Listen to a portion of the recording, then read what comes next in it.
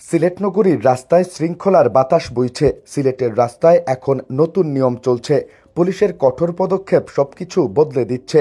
নগরীর গুরুত্বপূর্ণ সড়কগুলোতে এখন শৃঙ্খলার দৃশ্য। মানুষের জন্য এখন এক নতুন অভিজ্ঞতা। যেখানে আগে দীর্ঘ যানজট, বিপদের ঝুঁকি আর উত্তেজনা থাকত, এখন সেখানে শান্তির কিছু আলো দেখা যাচ্ছে।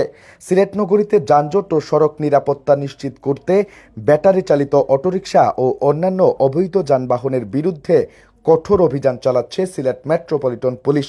গত সেপ্টেম্বরের শেষ থেকে শুরু হওয়া এই বিশেষ অভিযানে শুধুমাত্র অক্টোবর মাসেই 1458টি যানবাহন আটক, 1027টি মামলা দায়ের এবং 48,58,450 টাকা জরিমানা করা হয়েছে।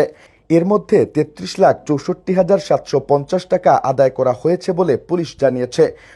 রবিবার এসএমপির গণমাধ্যম শাখা জানিয়েছে, আটক হওয়া যানবাহনের মধ্যে রয়েছে ব্যাটারি চালিত রিকশা 653টি, প্যাডেল চালিত রিকশা 169টি, মোটরসাইকেল 442টি, সিএনজি চালিত অটোরিকশা 128টি, লেগুনা 12টি, প্রাইভেট কার 14টি, টেম্পো 7টি, পিকআপ 21টি, ট্রাক 6টি, বাস ও মাইক্রোবাস 1টি করে এবং 2টি ভ্যান। গত বছরের 5 আগস্ট সরকার পরিবর্তনের পর কিছুদিনের জন্য পুলিশের অভিযান বন্ধ থাকায় নগরীর প্রধান সড়কে ব্যাটারি চালিত রিকশার চলাচল বেড়ে যায়। আগে মহল্লার ভেতরে সীমাবদ্ধ থাকা এসব যানবাহন মূল সড়কে ওঠায় যানজটও বেড়ে যায়। নাগরিকদের চাপে সেপ্টেম্বরের শেষ থেকে আবারও অভিযান শুরু করেছে এসএমপি। অভিযানে শহরের বিভিন্ন চার্জিং পয়েন্টে বিদ্যুৎ সংযোগ বিচ্ছিন্ন করা হয়েছে এবং বৈদ্যুতিক মিটার খুলে নেওয়া হয়েছে। নগরবাসী ও পুলিশই এই পদক্ষেপকে স্বাগত জানিয়ে বলছেন, দীর্ঘদিন ধরে মূল সড়কে ব্যাটারি চালিত রিকশার চলাচল জনদুর্ভোগের কারণ হয়ে দাঁড়িয়েছিল।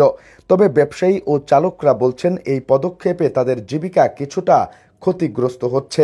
এসব ঘটনায় সিলেট নগরীর প্রধান সড়কগুলোতে যানজট কিছুটা কমতে শুরু করেছে। Sylhet metropolitan police commissioner Abdul Quddus Chowdhury বলেন, নগরীতে শৃঙ্খলা ফেরাতে ও নিরাপদ সড়ক নিশ্চিত করতে পুলিশের কঠোর অবস্থান অব্যাহত থাকবে। কেউ যদি পরিস্থিতি ঘোলাটে করার চেষ্টা করে, সে যেই হোক না কেন আইনের আওতায় আনা হবে।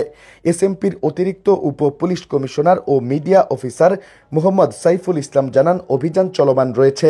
সিলেট থেকে অবৈধ যানবাহন পুরোপুরি নির্মূল না হওয়া পর্যন্ত অভিযান অব্যাহত থাকবে।